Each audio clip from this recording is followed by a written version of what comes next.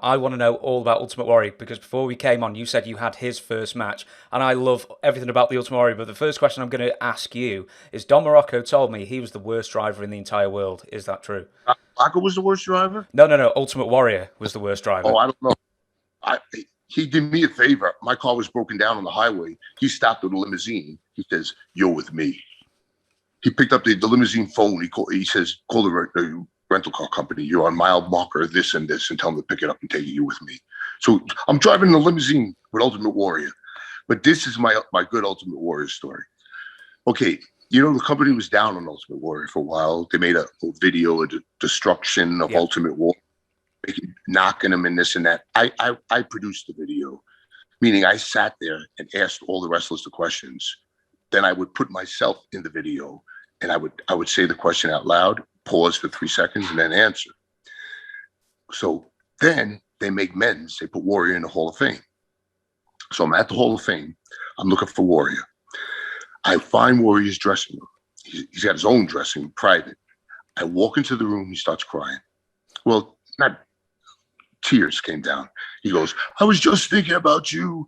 He goes, "Oh, you better be prepared." He was stuttering like that. "Prepared just to stand up tonight because I'm going to tell that story about how the agent said that you were going to beat me that one night to test my attitude, and you took me in the room and said that's what it was all about." Because I told Warrior to just say anything you want, anything you want, and he says, "That helped me so much, and you never said a negative word about me in that dumbass video." And I'm going to say, I said, "Please, Warrior, don't do it because I'm still working on the company. And if you stand up and say they told me something and I told you, and they told me that, I'm going to look like they can't tell me nothing."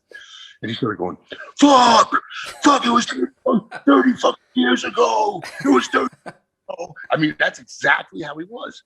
And he goes, "Well, I won't say that, but be prepared to stand up anyway." So if you ever look at the footage, I don't know if they showed it in the video, but he says, "Was Lombardi, Brooklyn Brawler, he took a lot of my abuse and always kept a good head about it." That's all he said. Speaking of the abuse, he was one of the snug. I think the word would be more snug of the wrestlers. Were you someone who was trying to, because you wrestled him quite a lot, I believe. Were you someone who was trying to sort of rein him in, just do it in a safer way, but keep the intensity and everything? How did you mold him? He accidentally knocked me out twice. Blinking out. Accidentally, but I got him in a hammerlock, and then he throws an elbow to the back, hits me in the temple, but his elbows were real elbows, hard. But he never did it viciously or on purpose. I never was in a ring with somebody that tried to hurt me on purpose. Do you remember when he came back in '96? Do you remember that brief run? And it just seemed to be fraught with sort of tension between him and the office all the way through. Do you remember that? You mean when he came back with the suit instead of with the muscles on the suit and all that? Was No, that that the, was in '92. '96 was, I think, it was WrestleMania 12. It was the Shawn Michaels Bret Hart Iron Man match, WrestleMania, and it was for 3 months around that time. yeah, I remember. I was there for all of that, but they're all tied together. Yeah. Because the Warrior's so well by then.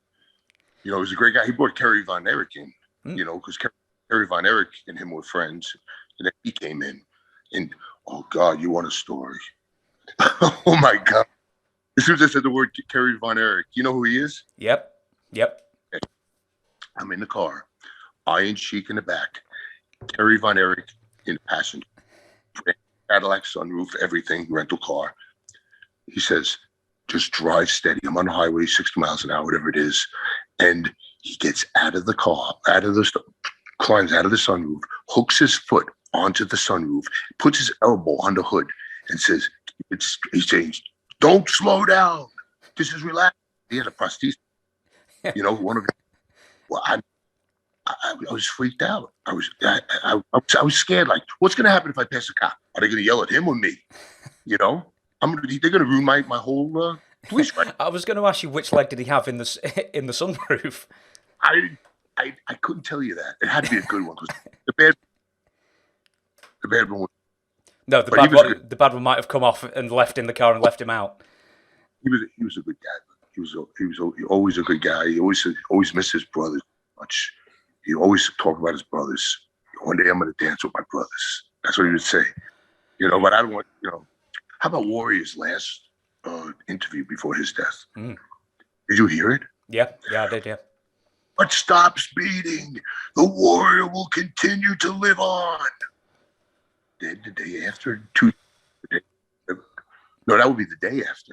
That's no 2 days after. Because SmackDown was after Raw. 2 days after he's dead.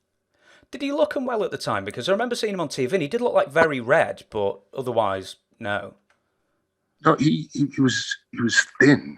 When I hugged him, I was amazed at how small he was. I was bigger than he was, and he seems like he was exhausted from the years, and all the battles with him and Vince and all that. His wife still works for the company, and his legal name is Warriors. He changed it to that. Yeah. So it's like daughter is I don't know, I don't remember their names, to be honest with you. Bonnie Warrior. Like the last name is Warrior.